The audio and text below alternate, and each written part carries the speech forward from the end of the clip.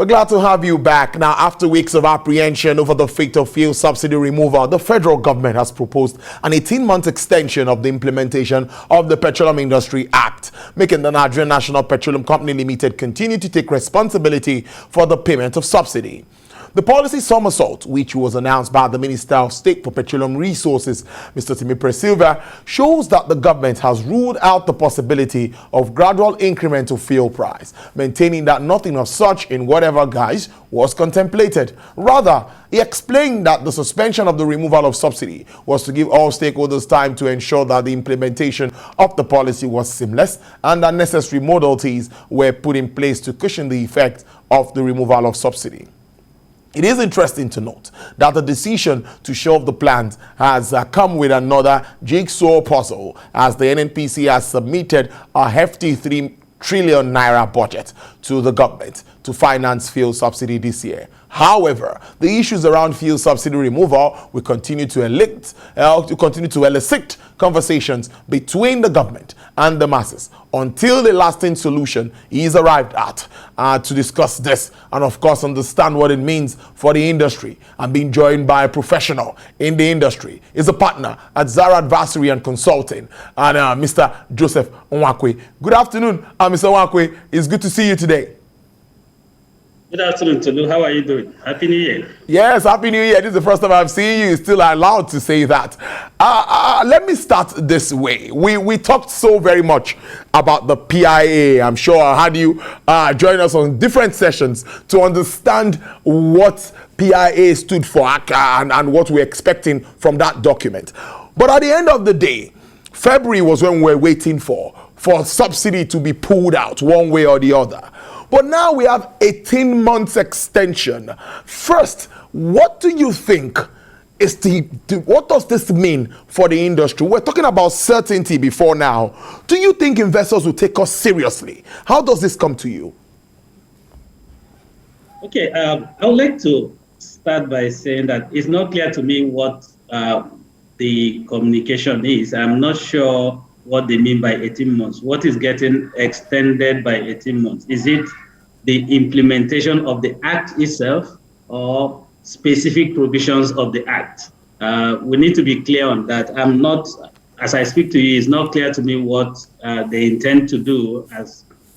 So the PIA has several provisions. Some has already been implemented. So if we say that we are putting the implementation of the Act itself on hold, that would suggest that things like the regulator or the authority, agencies that have been created under the Act, will no longer exist. I doubt if that's the intention. So I suspect that what they are putting on hold is the specific provision of a deregulated market in Section 205 of the Act. This is my guess as to what that is. So I think there needs to be better communication of what they are trying to do. It's not clear to me what the intent is. But will this, if it happens that way, like you've talked about, will there be any legal implications? Would the document have to go back to the Senate or House of Assembly for another review? Would that need to happen? Well, yes. That is today. The PIA is the law of the land. And we need to be clear that you cannot change the law of the land by some executive pronouncement. So if for any reason you intend to change anything, you need to go back and get an amendment to the Act. But I need to be very clear that with regards to the specific provision for a competitive market in Section 205, the people who drafted it were clear. They deliberately left out an effective date. So one can interpret it to mean that is effective from the date that the Act became effective. And one can decide that it will be a part of what would have been included in a transition plan by the minister, which was specified in section, I think 317, if I'm sub 7, yes. The Act envisages that the Minister of Petroleum will come up with a transition plan for implementation of the Act itself. And subsidy removal, I imagine, would have been one of those things that they would have designed a plan for and included as part of that plan. But again, somebody needs to talk specific to the country. Somebody needs to be clear on what they intend to do. I do not believe that they are putting the act on hold. I don't think the president has the powers to put the act on hold because today that's the law of the land. Mr. Joseph, let's now look at the subsidy aspect of this, which is the one that is really topical. That's the big elephant in the cupboard, and everybody's talking about it already. The NNPC has requested for about 3 trillion naira to be able to service that in the year and as we move on. Now, first is, how long do you think Nigeria can continue to sustain this payment? With what we have on ground, looking at our budgeting system, looking at our revenue challenge, looking at all that we're talking about with regards to the industry, do you think we can continue to fund subsidy? And if we can't, what are the ways? How can we gradually get out of this so that the effect won't be as bad on inflation, on transport fare, and all of that as we expect or as people are talking already about? Okay, I think the issue is not. I think everybody at this point understands that we need to liberalize. I hate to couch this discussion as subsidy removal. I think we've beaten this to a pulp. I think we need to be talking about liberalizing the market. That's really what. If you look at the PIA, it talks about a competitive market. It didn't talk about subsidy removal. So I think what we should be talking about is liberalizing and subsidy removal is just a component of liberalizing the market. And the issues around subsidy removal, in my view, are specific. They are how do you want to do it and when do you want to do it? It's not whether we will do it. I think we'll be deceiving ourselves as a country if we think we can continue to do that. NNPC says, oh, we need 3 trillion. I don't know where that came from. I don't know how they arrived at those numbers. Remember, subsidy is a function of the exchange rate and the oil price, right? So if they say, oh, we need 3 trillion, I imagine that they had used a certain oil price and a certain exchange rate. And things change very rapidly in this sector. So it's almost like chasing your shadow. It's tough. So I think that I won't like to spend time on whether it's 3 trillion or 4 or 5. The important thing is, even if it's 1 trillion, we cannot continue to afford that. That's the point. It's something that has to go at some point. But the big elephant in the room is when and how. So now the government has kicked the can down the road and say, oh, we can't do it right now. Okay, the best time to do it is when oil prices were sub 40. We didn't. Okay? It's only going to get the way if you look at projections for oil price in the near term, it will only get worse. So oil price could jolly well hit 100 in a short while. So it means that the subsidy bill will continue to grow. If we dare devalue the naira, the subsidy bill will continue to grow. So those two moving parts do not look to be in our favor at the moment. So I would think that we need to focus on how do we effectively and efficiently liberalize the sector, the downstream specifically. So it will mean removal of price caps or price fixing, which is the competitive market that the PIA talks about. It will mean expanding the supply side. I do not imagine that those who say it will be a competitive market imagines that only one supplier will exist in that market. That, by definition, is not a market. It's a monopoly. I don't think that's what we want. And I doubt if you will get the market conditions right in a monopolistic environment. So, and then, of course, to do that, the third leg of that would be strong regulation, effective regulation. So those are 3 things I think needs to be worked on before we can pull the plug on subsidy. And before we can say we have sufficiently liberalized the sector for growth. Brilliantly said. Now, a competitive market sounds very interesting, even to me, letting demand and supply take charge.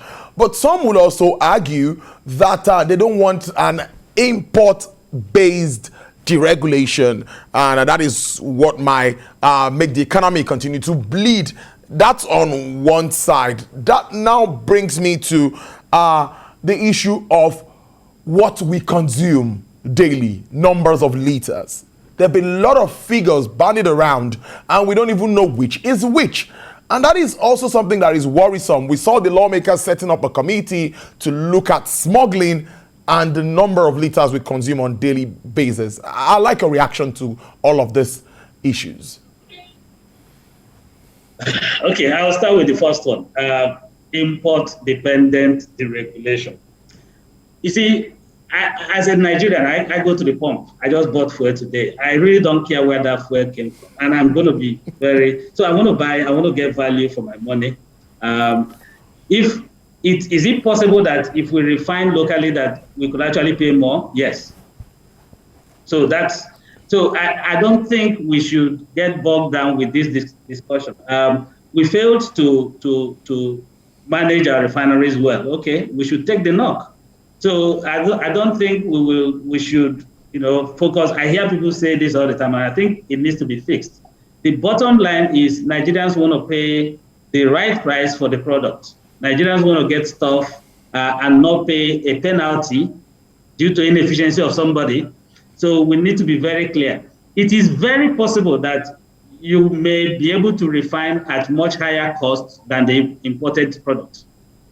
And I personally I would not like to pay that premium. I think that would be unfair because I didn't cause the problem. So I think we need to be very clear. So when people say, hinge the decision on whether you deregulate or not on whether it will be domestically refined or otherwise, I think it's neither here nor there. It's not something I would like to spend time on. The other issue you raised is about the quantities that are being dispensed.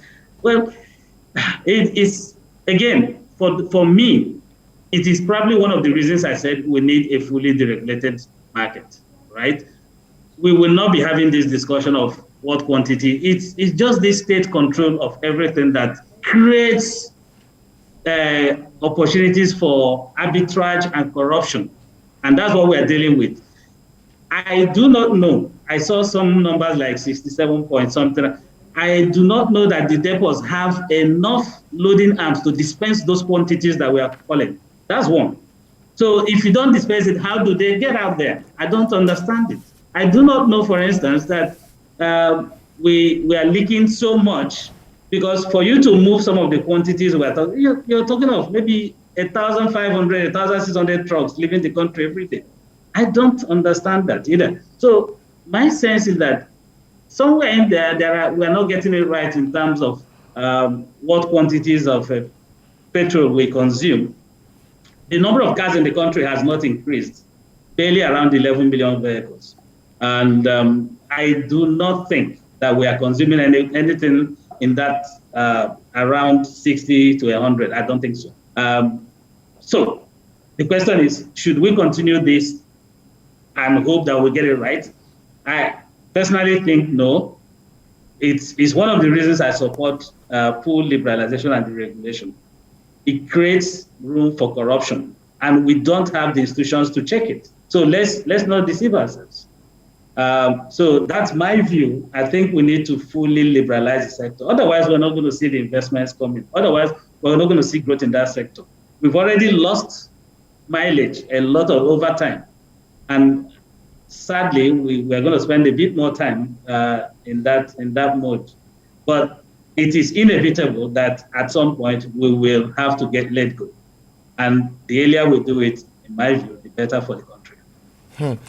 Well, let's move on now, and let's talk about refinery. I'd like to touch on refining, please, because it's very key at this time. The last time government instituted a rehabilitation plan, actually, with the Port Harcourt company, that's a refining company in Port Harcourt. About $1.5 billion is what is assigned for this project. And even before now, and even my headline today, the first thing was that rehabilitation of refineries got $100 billion in 2021.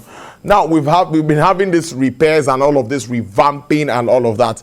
Well, some are thinking that this very one, there might be light at the end of the tunnel. Do you think we can really rehabilitate these refineries and they could get back to like 100% production capacity? Or do we just let the private guys take over this and do the needful, and maybe that will be more productive? We see what's happening on the other side. I don't want to mention names, but you know what I'm talking about. 650,000 barrels of a capacity of a refinery being worked on somewhere in Lagos. Oh, okay. So when you say, could we, are we sure we can do it? Yeah, technically, yes. Why not? That's not the problem. It wasn't a technical problem in the first place. It was a managerial problem that wrecked the refineries. So if you're asking me if I think that when fully rehabilitated that we can run it, I don't think so.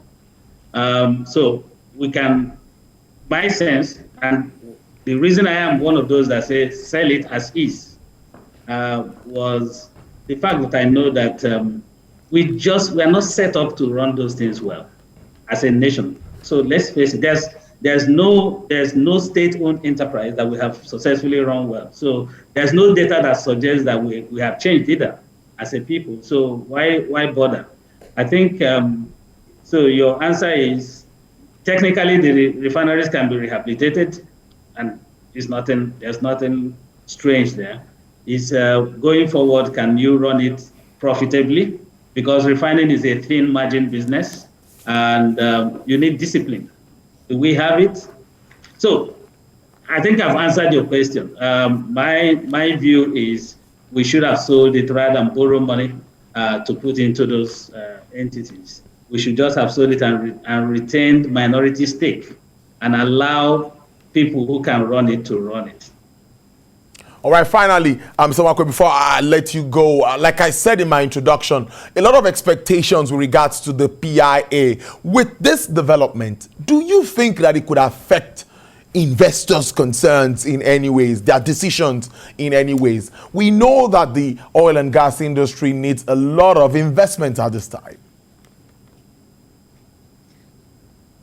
Yeah, we were hoping that the implementation will, at least through the course of implementation, we'll be able to build confidence in the investors.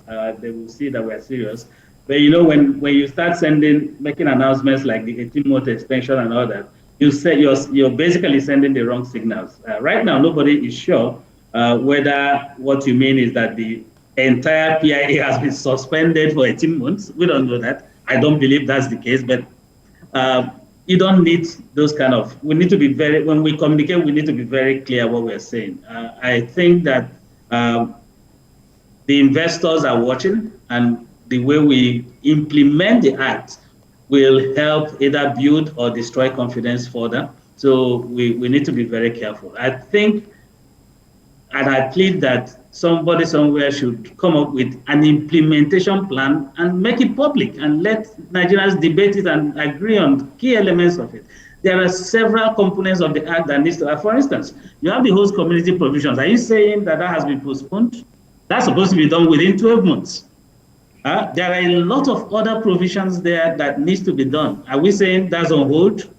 So we need to be very, very clear so that we do not reverse the trend. Right now, investor confidence was gradually coming back. So we need to sustain that effort and make sure that the gains of the PIA will be realized. Because without the investments, that piece of document would have been a waste. And that would be 20 years of toiling for most people thrown down the trash. So I think we need to be very careful how we communicate things. I must thank you so much for your time, Mr. Joseph Nwankwe, is a partner at Zara Advisory and Consulting. Thank you so very much for joining us on the show this Monday. We appreciate this. Do enjoy the rest of your day. Thank you, sir. Have a nice day.